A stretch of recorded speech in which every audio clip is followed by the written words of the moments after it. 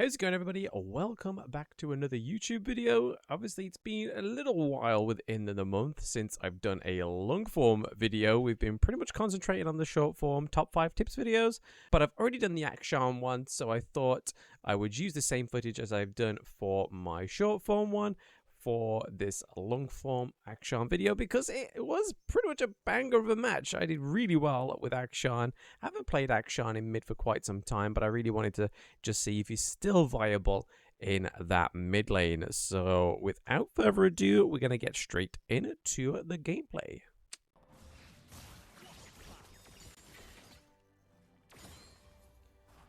So for those that actually haven't played Akshan before, the one thing you gotta remember with his early game is just making sure with your first ability you're managing to get it through, or at least proc it through your enemy's creeps all the way to the enemy champion, just like I did with the Veigar there earlier.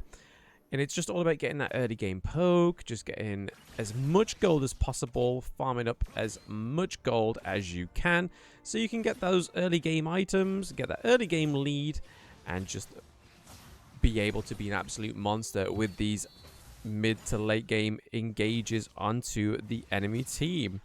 Another important tip for Akshan, I mean, I didn't do too well in terms of, well, not that I didn't do too well, but I didn't have to play that well because this Diana was just so flimsy with her engages or her ganks into lanes. It's just like I didn't really have to do much to actually invade her or evade her, sort of thing.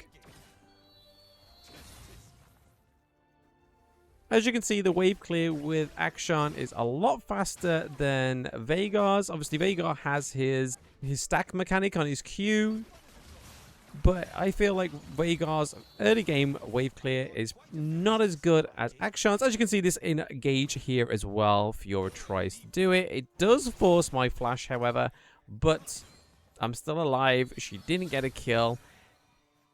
And I don't think there was actually any ping saying that she was missing from her lane. Obviously, you saw that I pinged the enemy was missing in my lane, but Volibear didn't quite reciprocate that earlier on. So and now he's pinging me saying enemy ward missing. It's like, what do you expect from me?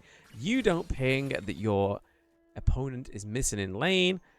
Yeah, then Fiora appears in my lane, and then you expect me to rotate, knowing that Veigar's there, knowing that Fiora's there, and knowing that Diana's there. And what do you expect me to do when you're already in the thick of it between a 1-on-3?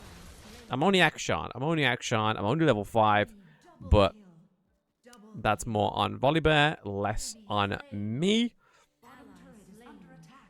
But personally, I think Akshan is probably one of my favorite ADCs in the mid lane. If the only ADC I play in the mid lane. I used to play Lucian a little bit. Lucian is played quite a bit in competitive, so EU esports within Wildrift. We don't really see the Akshan come out in esports because he can get caught out if the players are good enough.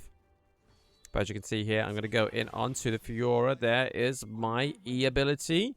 Try and get some poke. Let's get that ult on her. She does, however, go behind the turret, and that is one big counter for Akshan and his ult, because I feel like if structures didn't block Akshan's ult, I think it'd be pretty much OP. But here's another useful tip as well, guys. When you are in your shroud, those pink little lines actually lead you to the scoundrels in the match. And as you're tracking towards them, you get a movement speed increase, and you do get mana regen. I think it's 8% mana regen based off of your current mana at that time. So that's always a helpful thing, especially when you're looking for these late game engages, trying to catch up to your teammates, because sometimes they do like to take team fights in weird places amongst the map. So being able to use Shroud, being able to get that movement speed increase when there is a scoundrel within the mix is a pretty good thing. Here comes Volibear coming in to actually gank my lane because he's had enough of the Fiora. He puts the Ignite on the Diana very, very early. Not too sure what the justification was behind that. It didn't actually prove or do anything useful. But Diana's still in my lane. But I'll say it once and I'll say it again. This Diana just, I don't know. There was a spark missing in this Diana, I think. Like, normally, if you go against an enemy jungle Diana, you're kind of in trouble, especially in the mid lane. But the pressure wasn't necessarily always on me. It was very much sort of always on the Volibear. Didn't really see her much in the duo lane. And to be fair, the Fiora rotated quite a lot into my mid lane as well. Just didn't quite catch me out either. And I think that's the one... I think that's the one good thing about taking Barrier also in mid lane rather than Ignite. When you know you've got an assassin type player in the Baron lane, and when you have a enemy jungler that is an assassin, it's good to have Barrier because you're giving yourself a little bit more viability. But here we go, double kill from myself. I wasn't quite sure how I managed to get that kill on Diana in the turret, because all I did was proc my Avengerang onto the Diana, and then all of a sudden it came back to me after about 2 seconds. She died. I was just like, what is going on here? But I'm not complaining. I got a double kill, so double kill onto the Diana and then onto the Veigar, putting me up to a nice 2-1 already. Just built the Collector, which is a great first item for Akshan, especially if you're not struggling within lane, because Collector also helps aid your ultimate because of that little gauge that comes up when you actually use your ultimate. If you manage to get that further enough and then proc the Collector's passive, you're on to pretty much a solid kill guarantee on those champions when you use your Avenger rank and use your ultimate. But as you can see, I'm just constantly using my Avenger rank just to poke the Veigar. Sometimes, yes, it doesn't do massive amounts of damage, but I do have to mention on this Veigar also, if I'm going to get a kill. Oh, the Ignite. No, Fizz gets the kill. Like I said, I'm going to mention about this Veigar. He isn't the best Veigar because he puts up his third ability and then he drops his second and then kind of just pointlessly falls off because he's not really aiming the auto attacks at you or trying to land his Q. He just lands his W, he puts you in his E, and doesn't really make you work for dodging his abilities. But this is what you kind of expect in Emerald, Yellow, and lower. But as you can see, we just won that lane. Very easy, very simple. We see this is a fantastic dive here. I honestly thought Fiora was going to get me because I have that movement speed increase. She did quite proc that last little hit in her ultimate and couldn't kill me under the turret. I felt that that was a worthy moment for a taunt, to be fair, guys. Let me know if you agree in that comment section below. But yeah, once we took out the Fiora, we thought, why not? Let's go for the Rift Herald. A good bit of Shelly is never going to hurt nobody. Volibear is here. Braum's here. I do believe they managed to get the Shelly, though. I'd be very interested to see if we get it. Oh, no. Yes, we possibly may get it. The Diana didn't smite it. Braum gets it. Oh. And that's all because of that orb. When you hit the... Oh, damn. That crossed the map. Jinx. Oh, I missed that the first time when I was editing my footage. That was amazing. That was a great engage for my team. Even though we're down on kills, we're pretty much popping off. Well, I mean, I am. I mean, 5-1. No biggie, right? No biggie. Once again, Fiora going in on me here. I do believe she does manage to catch me out here. Yes, because of how I badly placed my third ability. I went onto the turret and then went smack bang into the wall and died very quickly.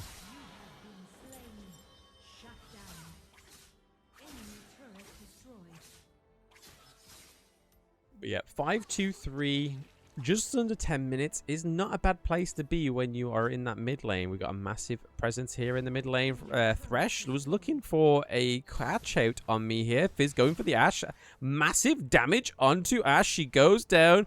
Thresh is already down. I took out the Veigar. That means there is 3 of the enemy team left. Fiora coming for another one-on-one with me, but then the Braum comes around as well. Jinx is here also. Jinx actually, I'm not too sure what she was doing originally, but she did come back. She did drop her second ability, I'm going to say her CC is. And then we managed to get a whopping 2 kills within that whole interaction, revive the Braum, and we go for the Infernal Dragon as well.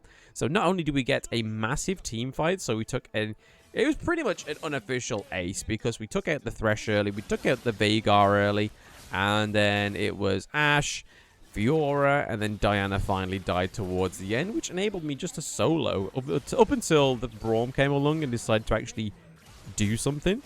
I basically soloed that Infernal Dragon.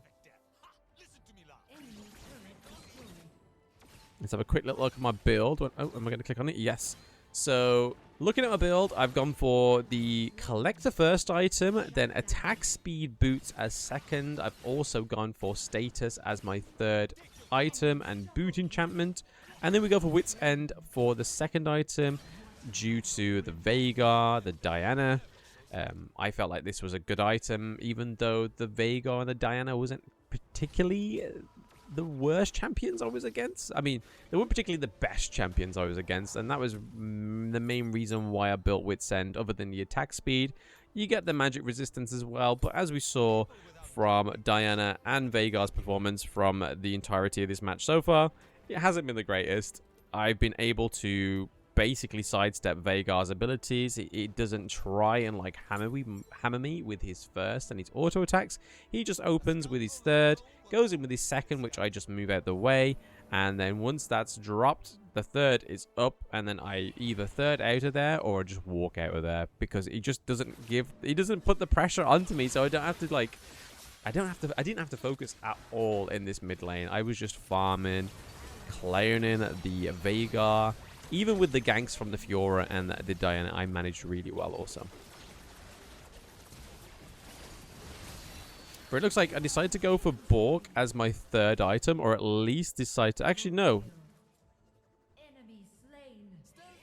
Enemy slain. Ally slain. So I decided to go for Storm Razor as my third actual item, not my boot enchantment. Always a great item to get onto Akshan. But to be fair, 725, it's not like I need much more damage. I'm just basically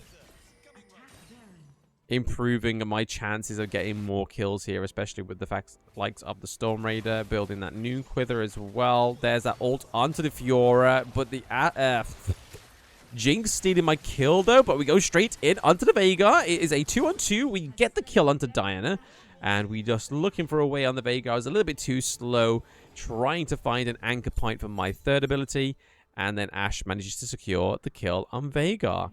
Thresh is still up, but he will fall shortly. And there we go. Ashe with another kill. So even though the duo lane was really struggling to begin with, and I felt like that's where a lot of the early game kills came from, as well as the Volibear, because I feel like Volibear was having a bit of a hard time with the Fiora down in the bot lane, or the Baron lane, shall I say. But we've really pulled it back here. We're 23-23. I'm 8-7. We basically just smurfed it a little bit here with the Akshan in the mid lane. Volibear actually pulled his finger out a little bit towards the end of this one.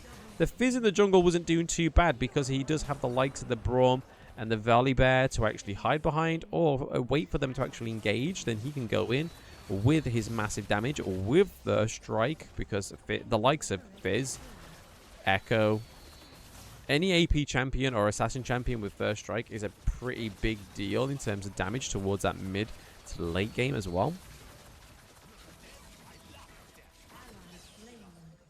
Oh, Thresh missing his hook out on me, but gets it on a good old Jinxie gal. We're doing plenty of damage on the Thresh here, making him flee the team fight. Again, another stolen kill from Ashe there. We do revive the